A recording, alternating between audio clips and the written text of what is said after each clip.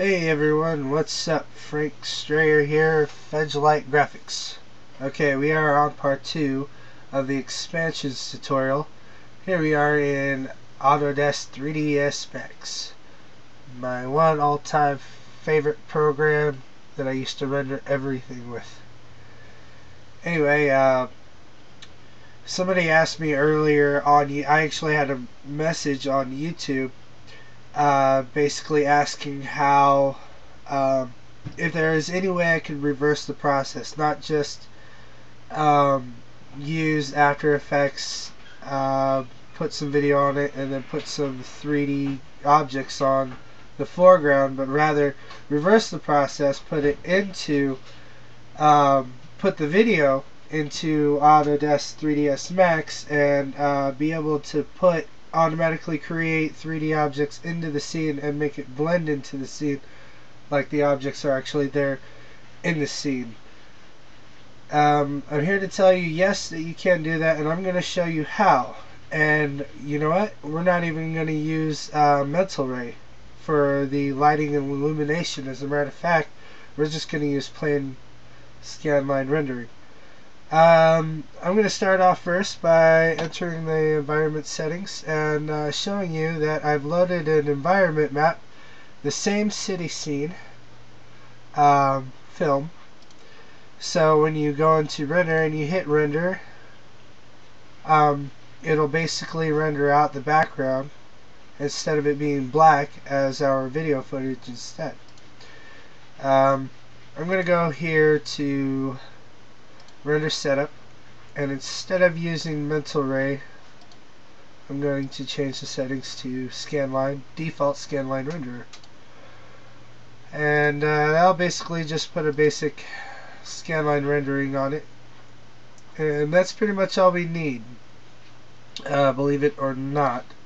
I'll show you a couple secrets to that here in a minute. The other thing I did was I went into the viewport backgrounds and I loaded the same file so we can get our background in the viewport, just so we can have a nice little lighting setup.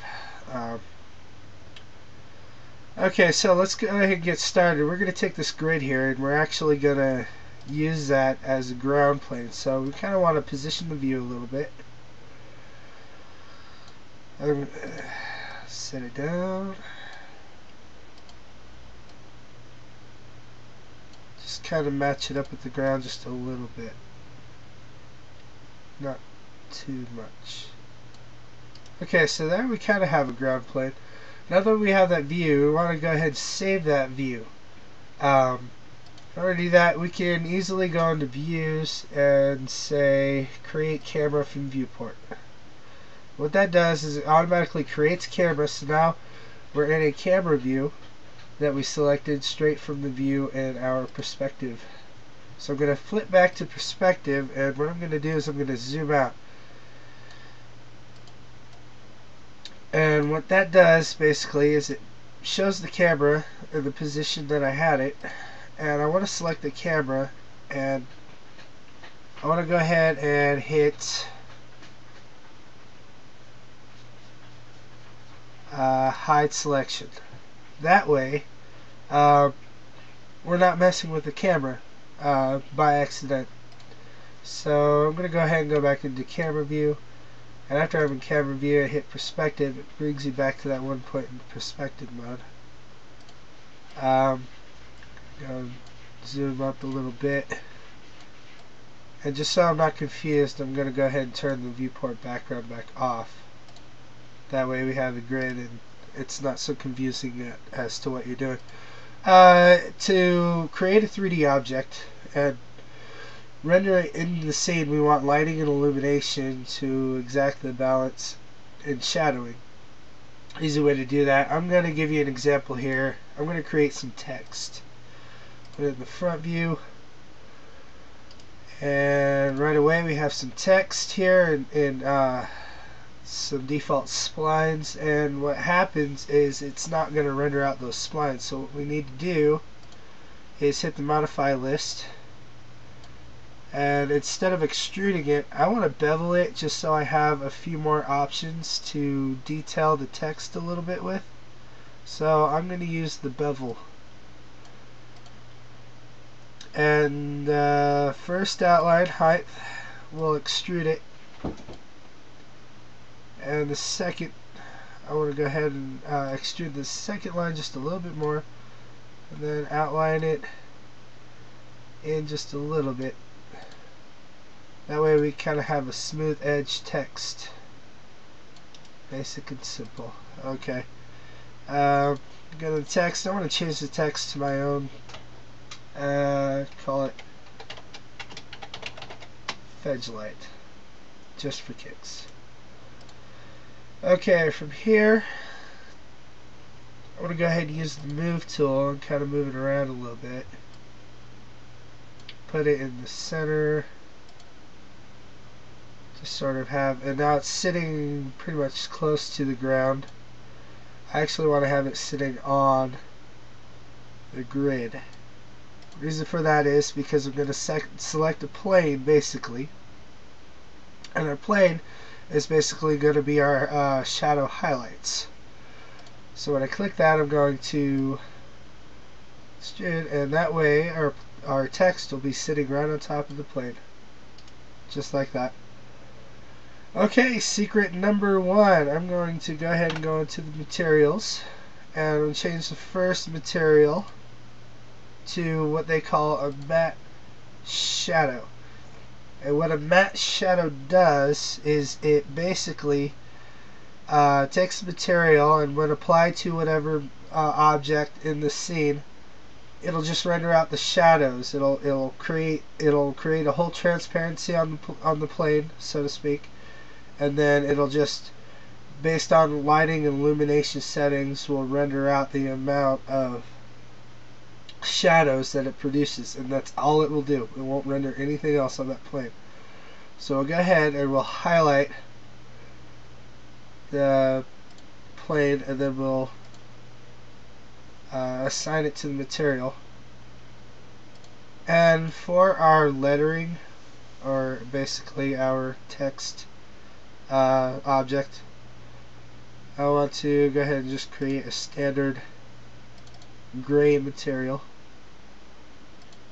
Highlight it, assign that gray material just so it's a nice little gray colored material. I don't need to get too fancy with it. Okay, next step, secret number 2. I'm going to go into lights and hit standard and hit skylight. And I'm going to create a skylight, and because we're not going to use the lighting indirectly, you can put it anywhere on the scene and it will still render out the same amount of illumination. In a sense, because we're rendering the 3D object in a video, we just want the illumination. We don't need lighting as much, as long as you can see the object. Since we're just rendering out the illumination, you can only do this in scanline. You hit cast shadows, and basically what that does is it casts shadows around the matte. You pretty much already get the idea. I'm going to go ahead and turn raise per sample down to 5, and what that's going to do is it's kind of going to lower the quality a little bit, so to speak. It'll create sort of a, I want to call it a draft, in a sense, sort of a draft picture, just so you kind of can see where you're at, and it will render faster so you can kind of position it and put it where it needs to be. We hit camera view, and it's gonna render out exactly what it kind of looks like we're already in the right shape. So I'm gonna go ahead and go into render settings. I'm gonna go ahead and change it to 720 720 by 460. That's gonna put it in sort of a half HD widescreen, because, well, I am using widescreen on mine, so I'll go ahead and do that. I'll go ahead and hit render just to test it out. And you see it's kind of above the ground, so to speak. So I guess we kind of want to position the camera a little bit so that these shadows are lining up with the street level. So I'm going to go ahead and pull it down, maybe. Full view, there we go, so we can kind of see, get a better idea where it needs to be at. Go ahead and render that out. A little bit more, a little bit more.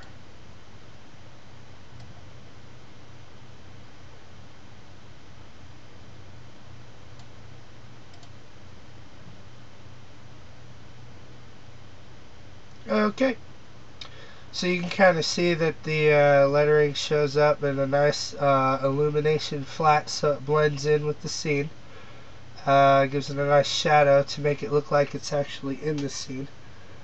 Couple more steps. Reposition it just a little bit. So orbit tool.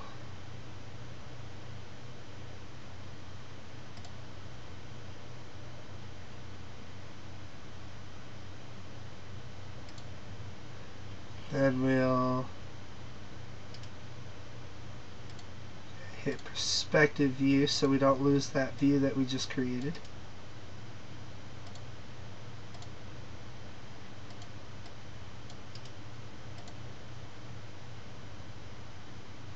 Okay.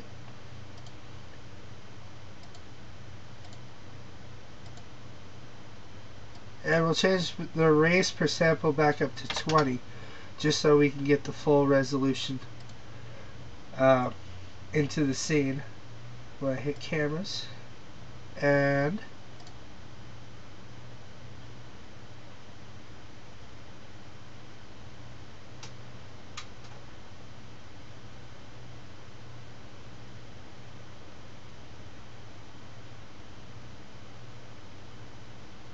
there we go. We have a 3D object in the illumination setting that makes it look realistic. And we have the shadow matte that puts the shadow right onto the street and makes it blend into the video. I guess later on when I get into it, I can do another tutorial later on about if there's actual camera movement, like if the camera shakes or moves its position around a street or layer. If you try to render out the 3D object, what'll happen is the 3D object will stay put, or it'll be in a different position when the camera moves, and it won't look realistic.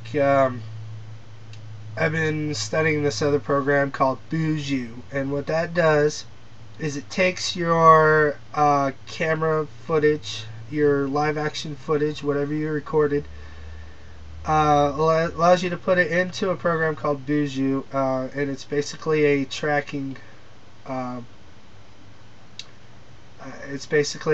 program that tracks points, 3D points based on the movement and displacement of the camera movements, and allows you to export it as a camera movement in 3ds Max, and therefore allowing you to put any object in the scene you want, like you see here, and based on those camera movements, it'll create that camera, and it'll